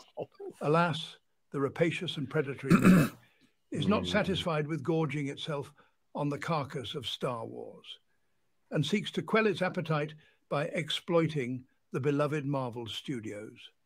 Lamentably, Mickey's fur begins to bristle, and in a fervor of squeaking, it casts its beady red eyes over the studio. Wow. And soon produces a phase 4 that will leave audiences dismayed at how much it blows. Fiercely protecting its territory, Mickey feeds blindly on the entrails of the property, heedless in its feeding frenzy of the incredulity meeting so good. such bullshit as Yep. Loki and Moon Knight.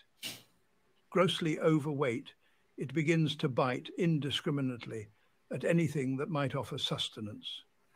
Pixar Studios, once the darling of the entertainment industry, is chewed at relentlessly.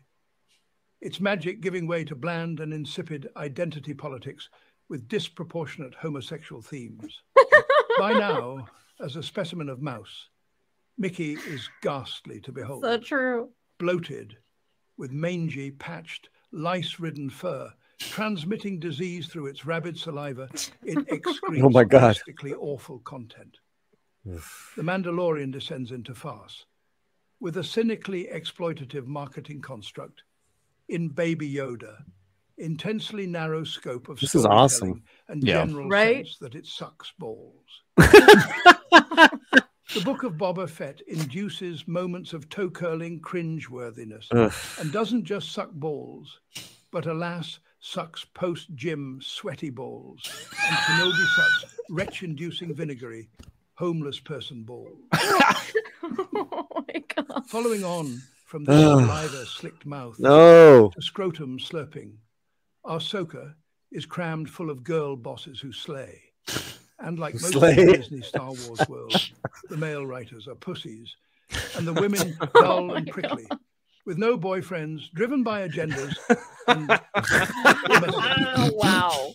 having deposited its droppings everywhere and scuttled into every crevice of Hollywood, Mickey flings together a cynical succession of live-action remakes, produces a critically panned Pinocchio, and lame as shit Ant-Man.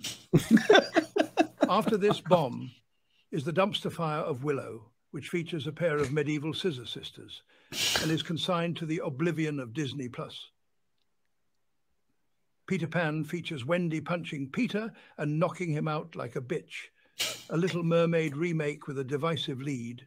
Oh my god, And a there's so much musical truth number in this that video. So almost terrible. That movie was induces so bad. An It was. unflappable British institution, such as myself, to go on a gun-toting rampage, then turn the smoking weapon upon myself. An Indiana Jones film has a protagonist only scarcely younger than me, with shenanigans involving time-traveling Nazis. A Secret Invasion series depicts Nick Fury as a tedious douchebag. A Snow White remake features, I'm not making this shit up, magical people. After wreaking such havoc the shrilly squeaking mouse begins to turn on its own spawn. CEO Bob Chapek is fired.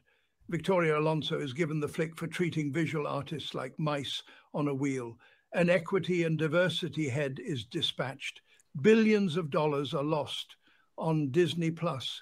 Galaxy's Edge shuts down.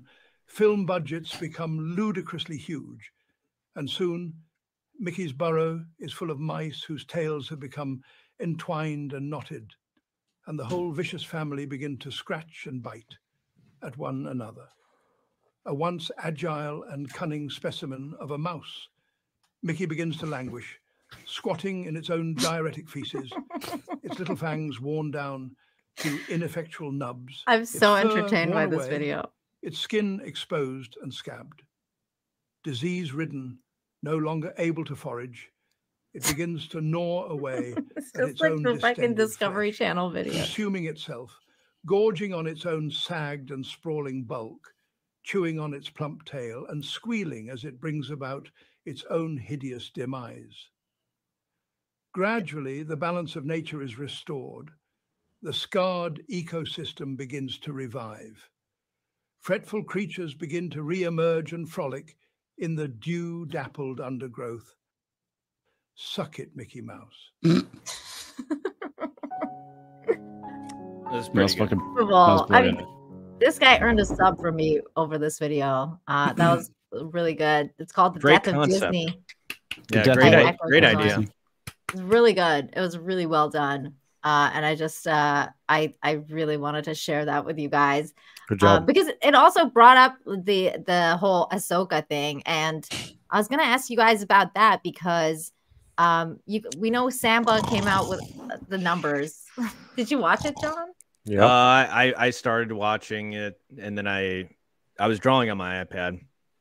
It was where I got a project I'm working on, but I got bored with it pretty damn quick, and just it had it on as background noise. So did you watch like all the episodes? Like what, 1 to 3 now? No. I probably watched about the first. I might have got about 20 minutes in, 25 minutes into episode 1. I'm just like, this is dumb. Like, the pacing is just like, so bad. Why are you? What is Filoni thinking? Like, Oof. You could have easily, It's like, bad. even the first 10 minutes, I'm like, you could have condensed that into probably 4 minutes. Like, you didn't need to, like, it's just very slow. That was my biggest. Well, and then I heard there was the lightsaber thing too, which I didn't even see. Okay. Stabbed. Dude, this is the thing that makes it awful. Okay, so at the end of episode 1, if you're not familiar with Rebels or any of the Clone Wars stuff, none of this show is going to make sense to people. They can figure it out, but yeah, I mean, it draws so much on the Dave Filoni stuff that he's done. Sabine gets run through at the end of episode 1. In episode 3, Ahsoka uses a lightsaber and basically cuts the wing off of a starfighter, and it's like, okay, is it a deadly weapon or not? Because no, Disney keeps impaling people with it rather than like cutting off limbs. I mean, it is so frustratingly stupid. The first 2 episodes, I didn't care. I just was like, okay, pacing's bad. These are the things that I kind of like. These are the things I didn't. Pacing was way off. We get to episode 3, and this episode legit pisses me off because I felt like it's insulting the intelligence of the audience because of how bad it is. It just, there's so many stupid decisions that have gone into the show and the ideas and the story behind it. Nothing has happened at this point. All we know is that Morgan wants to bring Thrawn back, and Thrawn is in some other galaxy, which makes no fucking sense, along with, I guess, Ezra Bridger. And it's just like, so we learned essentially 2 things or 3 things from this episode. Sabine's not Force sensitive, but somehow she's being taught as a Jedi. And there's some really stupid shit that Ahsoka says, oh, well, some people have the talent for it and other people work hard to achieve it. It's like, no, that's not how the fucking Force works. You have to be Force sensitive in order to learn the Force. Excuse me, the Force. And Sabine was never depicted as being Force sensitive. It's the reason why Ezra was trained to be a Jedi by Kanan in Rebels and not Sabine. So, and again, they have like this thing where Ahsoka and Sabine had a falling out for reasons that you don't see. And I guess you're gonna find out in this episode, or not this episode, but the series. But apparently, she tried teaching Sabine and then walked out on her. So yeah, Sabine has a good reason to be pissed at her. But it's like that doesn't make any sense because she's not fucking Force sensitive. So, like you said, and they made a dogfight boring. And it's funny because I go and That's I cut crazy. out all of the cockpit scenes and I just play the fight footage. And it literally is like the same clips over and over again. That's just crazy to me. But I mean, you guys know me. I haven't watched Disney Star Wars since The Last Jedi. So it's like I know from your reviews and different discussions going on about what's going on with Ahsoka. But I think what's the most interesting thing to me is what's going on with the numbers and the fudging of the numbers. Because Samba came out with a really different rating than what Disney came out with. Of course. And that was really just They moved wild. the decimal point. That's what happened. Yeah. Yeah, it was kind of nuts. And now what do you think about when not reporting the numbers, you can lie about them.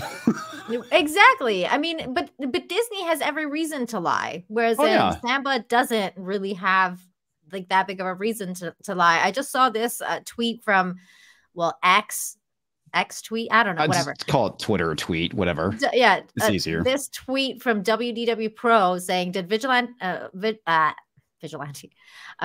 Renegade get the Samba TV to declare that Obi-Wan largely considered a failure, but Disney Plus doubled Ahsoka's debut in viewership?" This is massive news, and because they were going back and forth with Valiant saying Obi-Wan came in 2.4 million U.S. household over the first 6 days. I don't have the there's no way Ahsoka did better than that series. There's just so not.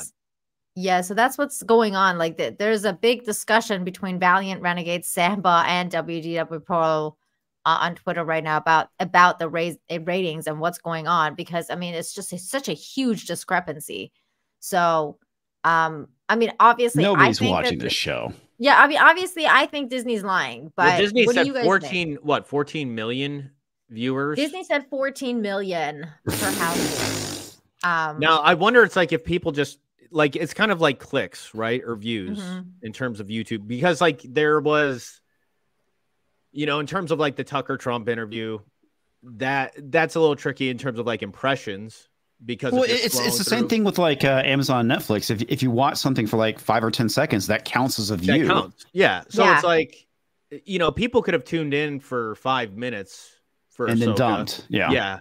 The real indicator will be like episode. Well, I don't know. That's the thing where they put the 2 episodes together, 1 and 2. So are they counting the viewership? Are they counting both those together as kind of like one? Yeah, minutes. Yeah, episode? for sure. Well, and that's the thing too. Is like it's the reason why minutes watched is important on YouTube, because clicks are great, but if somebody clicks on it for like 10 seconds and then jumps off, it's the reason why that time is important. And their odds are they're not coming back for more of your videos. And in this case, they're not coming back for, episode 3 will be really telling in terms of like what they're episode 3 saying. is so fucking bad. Nina, it really is. I hate this more than comics. I absolutely hate this show. I first of all, there shouldn't even be an Ahsoka television show. She should be dead. Right? Like, I mean, she should be dead. That's what I thought too. Like, I mean, she should be dead. This Order 66 means nothing anymore. Like, I mean, so do lightsabers. Getting stabbed by a fucking lightsaber doesn't mean anything either. But here's the thing, comics. That's almost the least of this show's problems. No one can act. The dialogue is shit. The direction is shit.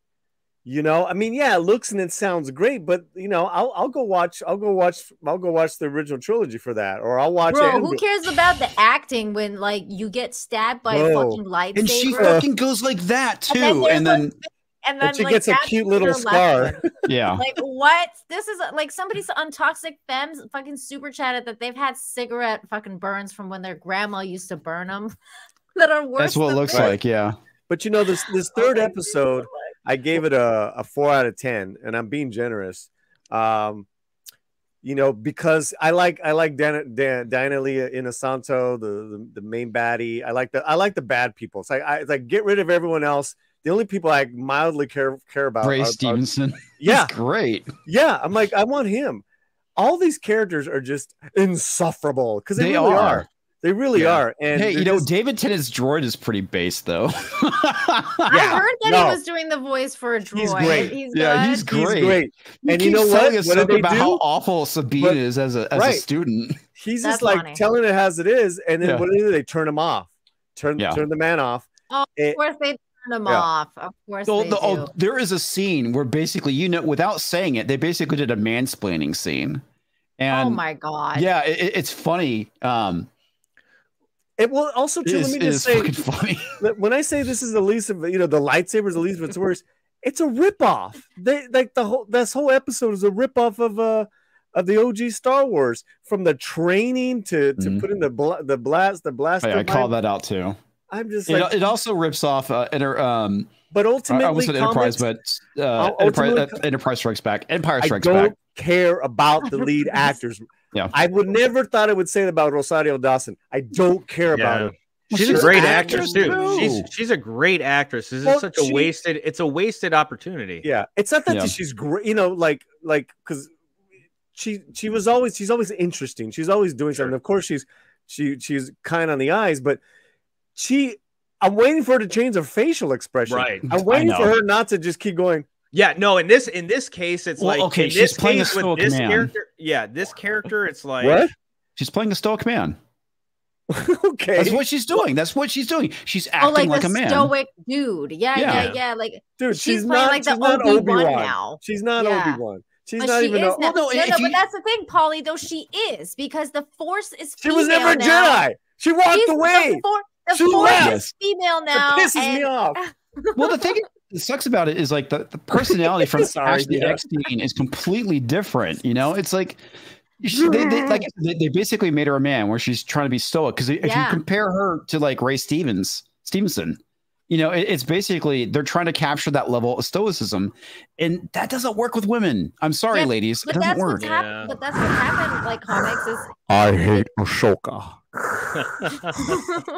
I thought I killed her, but now I have to kill her again. Anakin sucks balls. Sorry.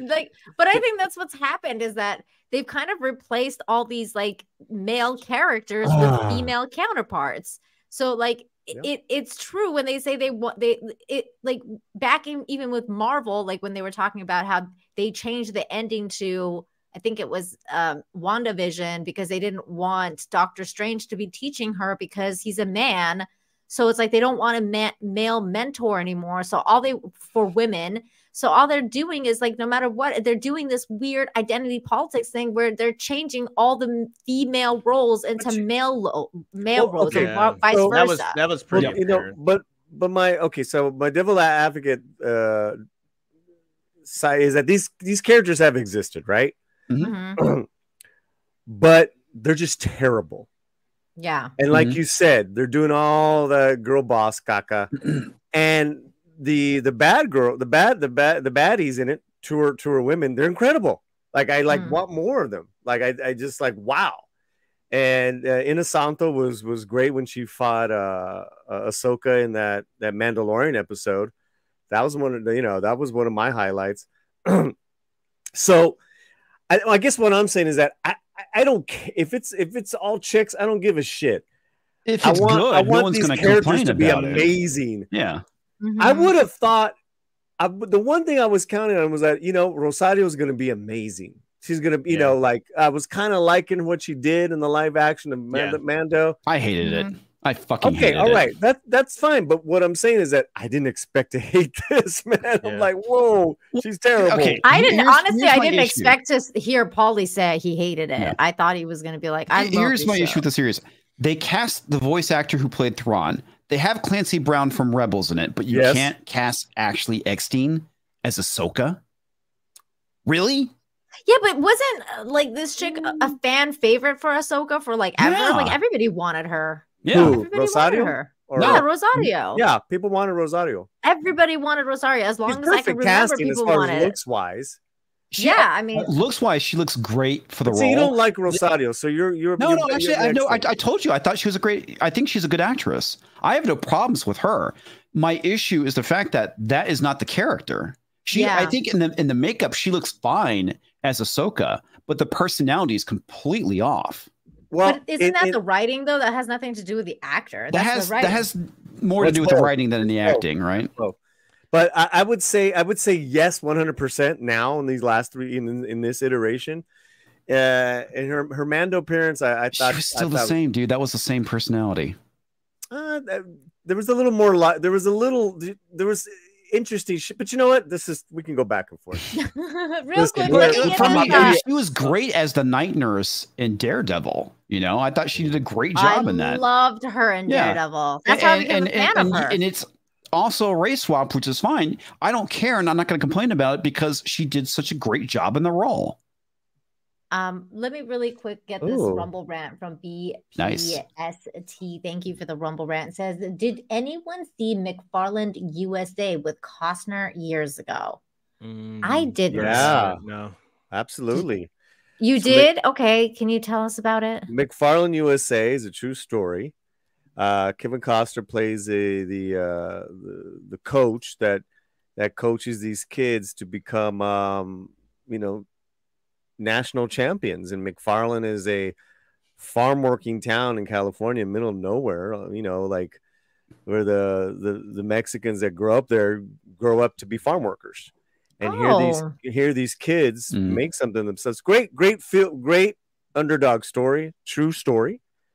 Very well done. This is before the woke happened, and it is Disney, but the storytelling is on point. So when Disney was good.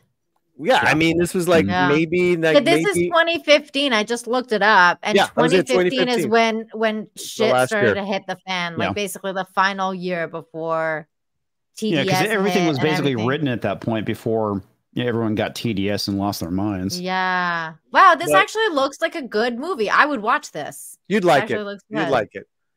And there's there's a couple of good true stories that have been coming out.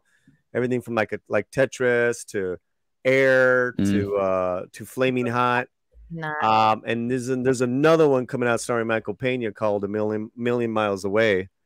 But yeah, this was a solid film. I mean, it's kind of like you've seen it before, but it's done well. Yeah, I mean, like these kind of stories are always kind of like you've seen it before. Like, it's just like a feel good story about sport team. But I mean, I always love those things. Right. So I'm good with watching another one. Like that's fine. I actually did see a really good movie the other night as well, but it was a Korean film. See, again, like all the stuff that's good now, it's usually it's overseas, not Hollywood. Yeah. The movie was called Past Lives, and how was that? It was. I think I've seen that on Amazon. I haven't seen it, of course, but yeah, it was really good. It was supposed to be like the big movie of the year, like acting wise. Well, it is like it's very moving. It's definitely not quite what I thought it was going to be because I was like, oh, this is going to be about past lives. This is going to be great. It's not quite about past lives the way you think because it's just brought up in the cultural context of it. But it is a really beautiful story about an immigrant girl who immigrates to Canada from Korea and loses touch with her childhood sweetheart. And it's just like basically the story of their reconnecting and kind of like what happens in life and the choices that you make and how like where it leads and affects things. Yeah. Makes sense. Like it was just a really beautiful movie in that sense. Like it's amazing cinematography. Like John, you would like it just based on that. I think like because it's such a beautifully shot movie, I think you would just appreciate it because the cinema of it is quite. It's just beautiful. It's just a beautiful movie. Let me get a couple more. Yeah, you should. Let me get a couple more of these super chat. Brick Hardcastle for $2 says, my girl, we shall. I'm holding you to it. Yes. I got your DM on Twitter. We will connect and I will invite you on. No worries. Thank you for that. And for $5, Gojira Star, I think. Gojira. Thank you for the $4.99. Is this show the lead to the RJ trilogy? Is this show the lead to RJ trilogy? Isn't his trilogy supposed to take place as another galaxy? This is a question for you guys because I'm not watching. Rian Johnson trilogy. Oh, I doubt it. That's not happening. That's not happening. Yeah. You guys really don't think that's going to happen, right? I don't think so either. No, there's no way. No, like all these things, like the Patty Jenkins, like Rogue Squadron, that's dead. I mean, there's so many things that are just not going to manifest. But I think I think the Patty one was actually in the works. I think she had a falling out it with was. Patty. What canceled it was 1984, Wonder Woman 1984. It did so poorly. Yep. You think that's what it was? Part of it. Because usually, but I mean, like, I don't know. I don't even know if I believe that because it's like so many people fail upwards. I think Patty had a falling out with Kathy. I think that's what happened. It's a possibility. I think I did hear something about that they had some. Yeah, but then you did have the Game of Thrones. D&D. Yeah, and they're after Game of Thrones, they were out. Yep. I was also gonna say that it's not the first time that she's left over creative differences. Yeah. So, Thor, and then there was another. She attached to Thor? She was supposed to direct Thor too. Really? I believe. Oh yeah. And then before that, that wasn't a very good movie. Yeah. I'm just like saying, like, there's been at least 3 times, including this latest one, where she's had differences. Did you guys hear about, speaking of Thor, did you hear about like that? Because I saw an article the other day about Taika Waititi and how he's talking without talking because there's no strike, like strike talk or whatever. But he like made comments about like why Thor 3 sucked.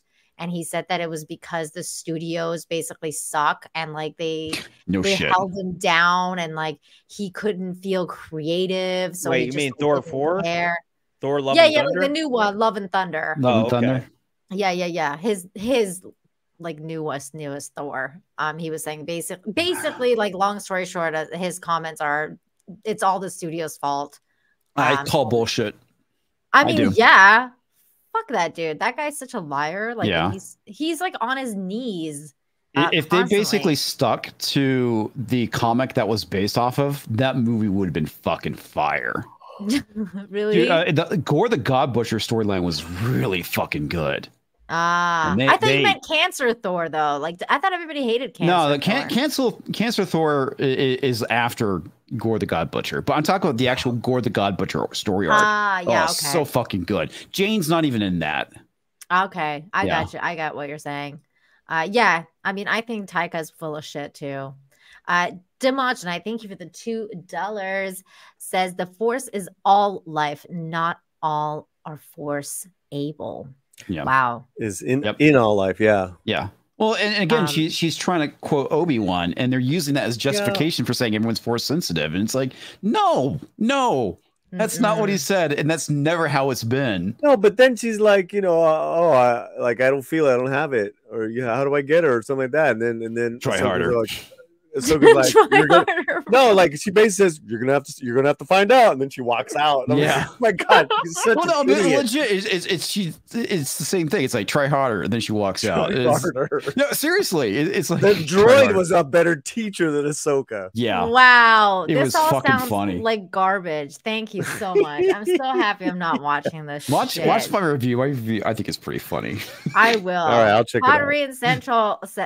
Thank you so much for becoming a member. You are awesome. And 904, thank you so much for becoming a member. You are awesome. Okay, let's talk real quick about my main topics because I actually haven't hit any of the main topics that we're supposed to talk about. And then we're going to go switch over to Rumble. So the main topic is that, really, really annoying night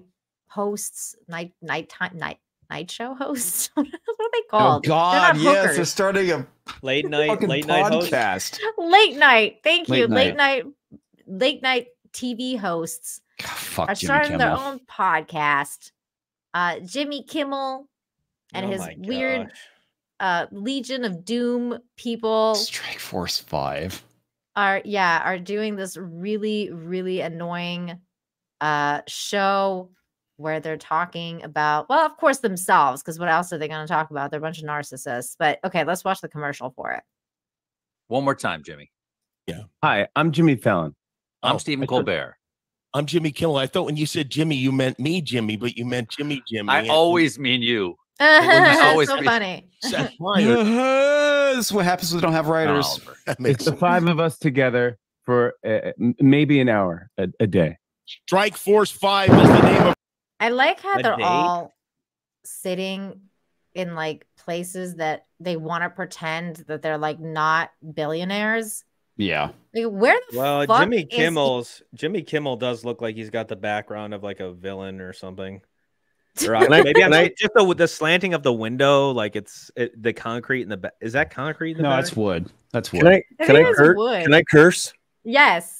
Fuck of these course. guys. Yeah. Yeah, 100% fuck these guys. Dude, Fuck this these guy guys. looks like he's in a fucking kidnapper's basement or something. With like the little stool Well, in the background. he's got the. These guys this is stopped the being glass. funny years ago. Yeah. Yeah. No one watches He's probably them. in No one Aspen cares is about where he's these at. bozos. People watch you guys. Yeah. All right. That's who people watch. There's nothing Yeah. real. There's nothing. These are nothing. They're nothing, people. People will. I'm so upset. They'll watch. They'll watch. Oh my god. Douche. Hate Yeah, watching but it. it's I'm sorry. Let's see the rest. 5 of us together for maybe an hour a day. Strike Force 5. He doesn't seem very looks happy about thrilled. He's Yeah. like, what did I Trying to agree be relatable. Like, I don't even want to be here. No, neither is John Oliver. He's just like John Oliver. He's about John 10 feet away Oliver from the looks- camera. He's like this. John Oliver's looking really R there. I'm just saying. What the fuck is going on with him? Like, like who nowhere set near his up his microphone. camera? Boy's Yeah. on meds. Look at him. Dude. 5 is the name of our podcast. Subscribe to it now. Spotify or wherever else you get your podcast. What the fuck is that? But Spotify, you fucks. I like how like John Oliver's like thing now is to insult the audience and just to call everybody fucks and like tell them, you know, like you fucking morons, like that. Like that's like his thing now. It's like you're so not funny. Like you're not funny when you just call like insult people all the I just time. want to smack all of them up. I just want to like just I smack know. the shit out of them. They're not I mean, worth they're it, all just- boy. They're not worth the energy, the time. Especially this I know. fucking loser. God, I hate Oh, this he's a guy so traitor. much. Dancing needles. Vaccine. God. Yeah, who can ever Vaccines. forget that Vax cringe? Oh my god, I put that in the comment that I put. Where is it? I Borat saw is comments Somebody division. said, sounds gay. Sounds I'm gay. in." Sounds gay. I'm in. Who's that? Oh my god, that's Siraj. Dude, he's actually part of the show tonight. Shout out Siraj. We're gonna be talking about him next because he got fine. All right. quote tweeted by Kathy Griffin, and I gotta talk about this dude. There he is. This is another one he made. I can't wait to listen to this during my work commute tomorrow. Current location off of fucking. That's awesome. That's Oh. fucking beautiful. Oh, man. That's funny. Okay, but John, I heard you say that you think people are going to watch this show. So you think people are actually going to watch this shitty podcast, other than like hate watching it? Well, are they doing it? Are they doing it during their normal? I'm not saying like they're going to get a huge audience. Who knows? I don't know. I think they're doing it. Well, I know they're doing it on Spotify. I don't know if they're doing it at night. I'm wondering if they're doing it during the time of like their late night show. That's why I'm wondering. Yeah, I'm I wondering mean, that that would make too. the most sense, I guess, if they're going to be on camera. But I don't know. I'm not quite sure. I just don't see how they would get, maybe like the first or second episode they'll be viewed a lot, but I don't see like how they can sustain that because they're just not funny. Stephen Colbert says that not being able to work during their strikes is like vacation in the same way a colonoscopy is like a nap. I think his show is like a colonoscopy. Every time I watch it, I feel like I'm having a colonoscopy happen, which is never. I just see clips of it. I don't watch a show. That shit like that annoys the crap out of me. It really does. It's like, dude, you're on voluntary leave. Well, I guess technically it's not voluntary because of the fucking guilds and whatnot, but it's like, well, I whatever. also think it's funny that they're going on Spotify because they were shitting on Joe Rogan forever, being like, oh yeah, Joe Rogan sold out to Spotify and like he left YouTube and he went and took a lot of Spotify money to go to his like little podcast. And they kept like Now taking they're doing the same thing. Now they're doing the same talk thing. shots at Joe for And, the longest time. I bet they'll do YouTube clips. Yeah, a little The best short of only on YouTube. on TikTok too. Oh God, man, these people are such TikTok sellout means huevos. losers. Oh man, I freaking hate all of them so much. There's just such like kind of like the worst humanity has to offer. Yeah. But you know what? We're gonna talk about more about the worst humanity has to offer in just a minute because we're gonna go switch over to Rumble now and talk like adults. Wait, what is this that you shared with me, Polly? This reminds me half of, but the last half of it reminds me of like one of your, Infinite Hopes. But basically here in Southern California, Del Amo Mall, there was a meetup mob, and they started beating the shit up out of people. And this one kid that they trounced on the ground, it was so scary, and they were just basically beginning to just beat him to death.